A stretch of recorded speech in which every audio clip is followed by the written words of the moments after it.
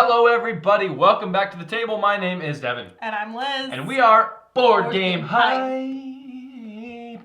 And today we are going to be playing and reviewing the game Qwixx, a fast family dice game by Gamewright. It is a Mensa Select. Ooh. That means it's a good game, so stay tuned. Before we dive into the contents about all that fun stuff, I have some story to read to you. The quick playing dice game will have you on the edge of your seat. Oh, don't fall. Don't. Oh gosh. From beginning to end. Qwixx is simple to play, but each decision is crucial. The more numbers you cross off, the more points you score. With no downtime between turns, you'll have a chance to gain from each and every roll. Just one round of this thrilling game and you will be caught up in Qwixx fever. Yes, let's go. Disco fever, but better. Disco fever. She's gonna tell you about the game. All right, so with this game, it is very simple from a components perspective. We just have dice, our score mats, and the instructions. Mats? I'm gonna call that a score sheet. That's a score sheet. Yay, we got it. There we go. Okay. So the object of the game is to score the most points. Sorry, it is a game for 2 to 5 players. Plays in 15 minutes or less. We've had longer games, but it usually plays about 15, and it's ages 8 and up. Okay, now for realsies. So the object of the game is to score the most points by crossing out as many of the numbers in the 4 color rows as possible and avoiding penalties. So essentially what you're going to do is the active player will roll all 6 dice. Yeah. And then what they will do is you will announce the total of the 2 white dice. So in this case, it's a 4 and a 2, which totals to 6. 4 plus 2 equals 7. Or 6, kids, stay in school. Then, as the active player, you have the option to take one of the white dice and add it with any one of the colored dice. So, for example, you could add a blue 2 and a white 4 to make blue 6. Blue 2, white 2, blue 4. I prefer Bluetooth, but, Oh my gosh, I prefer Blu-ray, but, get it together. Or we have a white 4 and a yellow 6 makes a yellow 10. So essentially, if you take the colored die, you add it with the white die, that is the line, that's the colored line that you're going to be using to be crossing off that number. Yes. With that being said, when you cross off numbers, once you have crossed one off, you can't go backwards. So if you are in a row that goes from 2 to 12... What, you didn't know? I was the world's best backwards driver. I'm the world's best backwards driver. Get her done. Okay, proceed. Sorry. Proceed to the root. Okay. So, if for example, if you are on the red line and you've already crossed out a 5, you can't go backwards to a 4 if the next roll has a 4. You have missed your chance, so that's part of the strategy of this game. It's a little bit of push your luck. You're kind of gambling on what you want to cross out at what time. Right. Yeah. So then essentially gameplay just continues. The active player just alternates between 2 players. If there's 2, obviously, otherwise it just rotates. Mm-hmm. And then the end of the game is triggered when people either get 4 penalties, which you get a penalty when you can't cross anything off. So you have to cross off something as the active player whenever you roll the dice. So if you can't do that at all, you take a penalty. You get 4 of those, the game ends. Yeah, so for example, if let's say all of these were crossed off up to, 10 and 4. So this one right here is a yellow 6 plus a 4, that's 10. What if the yellow 10 was crossed off and you couldn't do anything else? That means you can't do anything. So instead of crossing anything else off, you have to cross a penalty off, and that's a must. It's not an option. Right. So then the other way the game can end is if you have 5 of the numbers crossed off in one singular row, and then you cross off, then you're going to have to roll either a 12 if it's yellow or red, or a 2 if it's blue or green.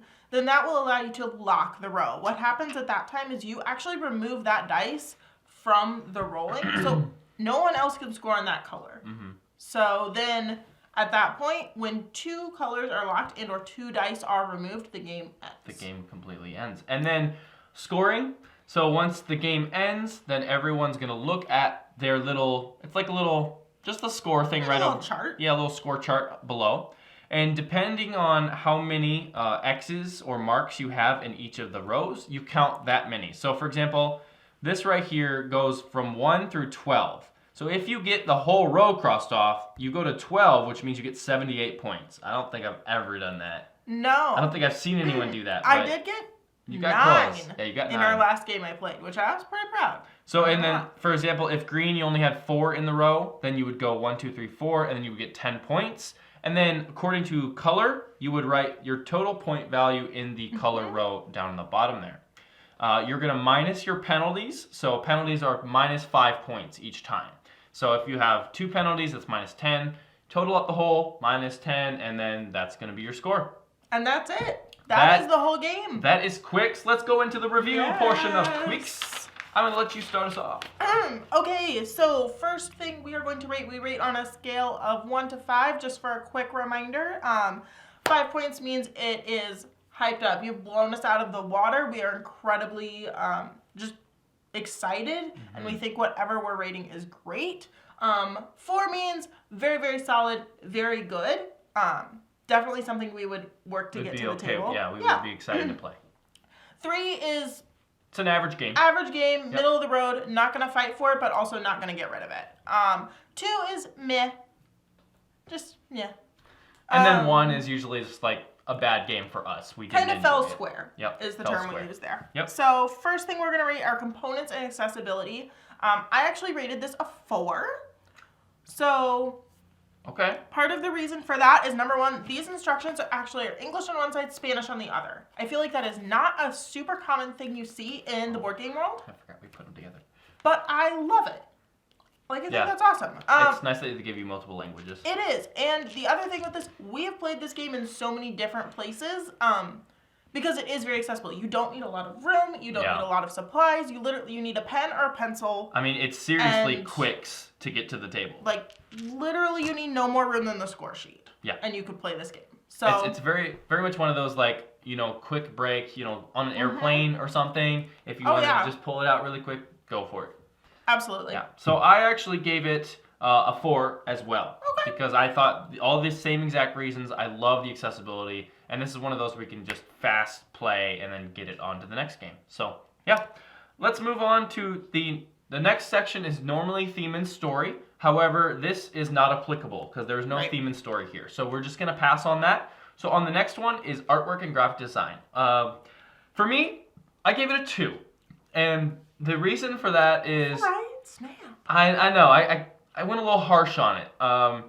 That's partially because it's a roll and write. And a lot of the times roll and writes don't have a lot of crazy good artwork. But I've seen a few nowadays that are really good.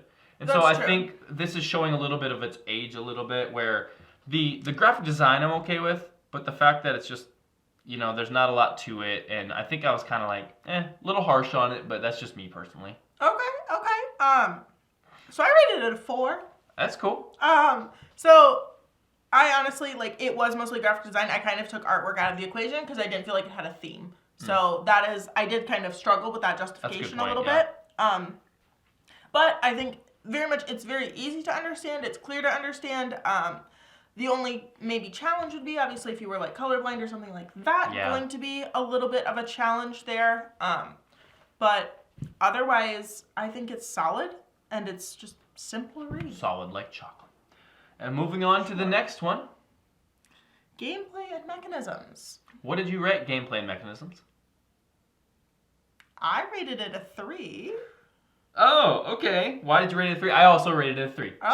Okay. So, I think this is a game where the gameplay is fast. I love that you can play every single turn. Yeah. That is everyone gets to play everyone can play every single turn, which we rate from a 2-player perspective, but if you were ever to play this game with a family, it's a great way to keep people engaged, because there's always that chance it could be something you need. Right. So that is part of the huge things behind that, and I think it's a great coffee shop rainy day game. My favorite thing about the gameplay specifically is the fact that you can't go backwards. I love how it limits you that, because limitation breeds creativity, and so I think they did a really good job with, you couldn't go back, so you have to push your luck a little bit, You didn't roll well, so like, do you cross it it does off? promote mental math and probability as Yes. advertised. As it says on here, Decision making. kids learn. It says on the back, probability and decision making. So if you want your Or kids to learn adults those, learn. or adults learn. We're pointing to me here. And then the last point of emphasis is experience and feelings. So that's the overall, how did you feel about the game? Did you have fun when playing it? You know, did everyone else enjoy it? I gave that another 3. I think it's like, it's one of those games where it's average, you know? It didn't give me the best feeling in the world, but not a bad feeling. So I'm totally fine with it. For sure. I rated it a 4. I'm a little more partial to this game, I think, than you are. I can see it. Yeah. But no, it's a good game to get to the table, and it's a game where whenever we pull it out, I'm like, oh, that was so nice. Like, it's never, it's nice and you know, relaxing. like, Yeah. it's not super, super in-depth, but it's also not like, I'm bored. Like, keeps me entertained. Yeah, so the last thing we say is, since this entire channel is a 2 players perspective, does this game play it well at 2 players? And for me, it does. Absolutely. I would say, for me, it's a bit of an average game, and for you, it's a little bit more above average. So that gives me an overall hype rating of 3.5. Puts me at a 4. Puts you at a 4, which means that's a 4, and that falls into the liked it category. And yeah, I think overall, final thoughts, very easy game to get to the table. Great game to get, and great game to give. Great game to teach. Yep. This is, like, I love bringing this to family things and that kind of stuff, because it's just so easy to get to the table, because it's accessible. Look at that. It all links together.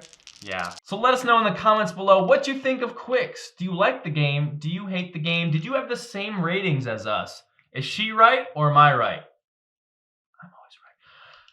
But that has been Qwixx. My name is Devon. And I'm Liz. And we are BoardGameHype and Qwixx.